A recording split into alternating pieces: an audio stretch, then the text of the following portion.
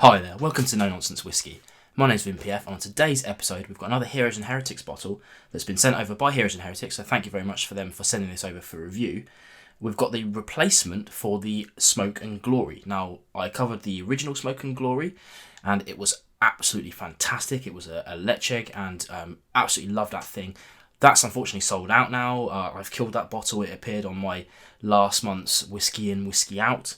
And now it's been replaced by this little beaut. And of course, we're expecting something quite peaty and quite smoky.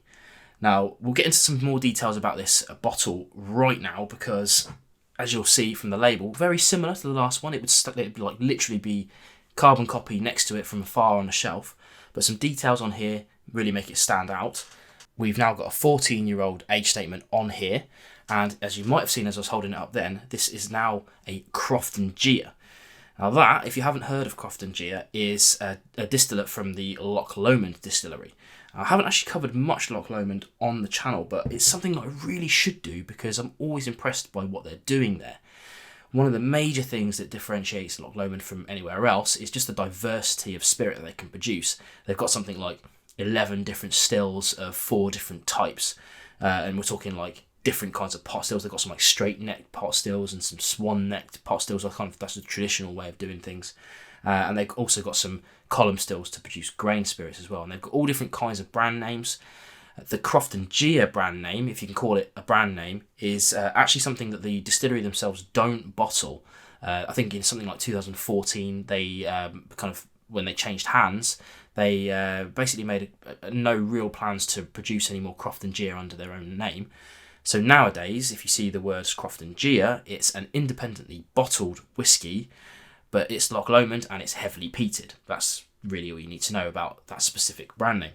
So yeah, if you've tried Loch Lomond and you haven't tried a peated one, this is where you want to be looking, I think. You know, they have got their own peated versions, of course, but for an independently bottled one, this is what we're talking about here. There's a few floating around. Now this one here is a 51%er. It's non-chill filtered, it's natural coloured, it's single cask. It's about £80 on their website and a little bit more if you look other places as well, like Master of Malt and whatnot. But if you look at the kind of, the market for these independent bottles, it's fitting in quite nicely, I think, with the age versus the ABV for the different brand names that are producing or bottling this Croftengea stuff. Quite a lot of information there, and I think we should probably get onto the tasting so you can see what I think of it. Obviously, it's got big boots to fill after the Lecheg, but I'm not going to compare it to the first one too much because we're talking about 2 different distilleries. It's just the next one, and we'll see how good it is. I'll say onto the nose, but really we should talk about the colour, I guess, because this one here it's a relatively light colour, I guess. It's been in a hogshead for 14 years. I don't know if it's a refill or whatnot, but I imagine it is, but we're not too worried about that. It's really about how the peat's mingled in with that wood rather than the wood overtaking it, I think. Some things we talk about are kind of like what's in your glass, whether it's the distiller or it's the wood having the major influence. In this situation, I think it's probably the distillate, but we'll get more into that as we get into it. On the nose then. Now, again, something I always say when I'm talking about peat, obviously we're getting some peat and some smoke. Not much smoke, I should say, but mostly on the peat side of things.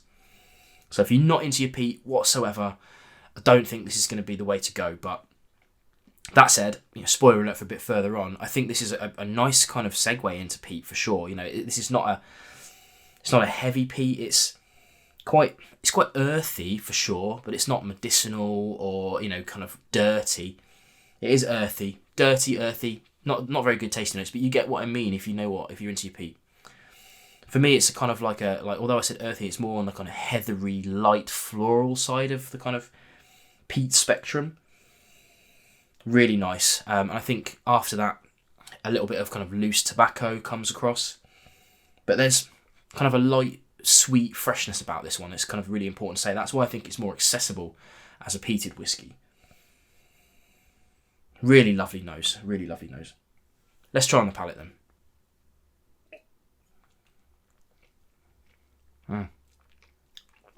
Whoa. There's a lot going on there. Now, the initial sensation is quite sweet, actually. Very sweet. It's the first thing that hits you. But then as the liquid coats your tongue, for me, it's a real hot, fiery, peppery spice erring on kind of like a chili spice, a short-lived chili spice for sure, but it's definitely hot. And then once that's kind of wafted over, the smoke tends to rear its head a little bit, whereas the nose was more peaty rather than smoky, and I find the palate a little bit more smoky than peaty.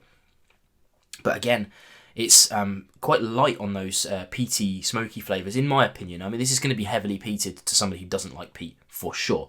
But for me, turned into a big peat head over the last few years, and this is a very accessible peat, I think.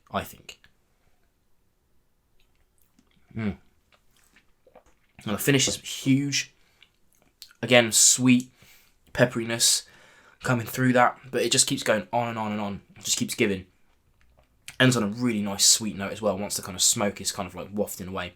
As I'm breathing, I'm still getting those kind of smoky flavours rolling around in my mouth, which is really amazing. Love that stuff. Now, we talked about the price a little bit earlier on, and I definitely think that it's in that category of well priced, as is all of their products. Very well priced in comparison to the rest of the market right now. If you're into the brand, definitely. I mean, you know that I am. I always cover things, and I only accept kind of bottles from brands that I really like. That's the really important thing to impress on you guys. And although they sent this to me, 100% love this stuff. I really liked the last one as well. That was pushing sort of 90 to 100 pounds. This one's a little bit cheaper at 80 quid for a 14-year-old single cask for a kind of brand that you don't see all too often. Yes, of course, there are independently bottled Croftengeas around. There are usually some available right now, for instance, but this is definitely one of those ones that's really good. There's like 276 bottles of this available, so it'll go quick. I think it'll go quick, especially once word gets out that a new Smoke and Glory is available, because that Leche really did sell out. It was stunning, and this is a perfect follow-up to that. It's just as good in my opinion. Again, I'm not going to compare the two about how they are, because they're very different beasts. But they're a perfect follow-up, I think, and definitely worth checking out if you like your peat, if you've tried Heroes and Heretics before. If not, do check them out anyway. There's definitely a flavour profile for you on their website, including the kind of lower cost 48 and things like that. Definitely go and check them out. But yeah, an absolute win from me.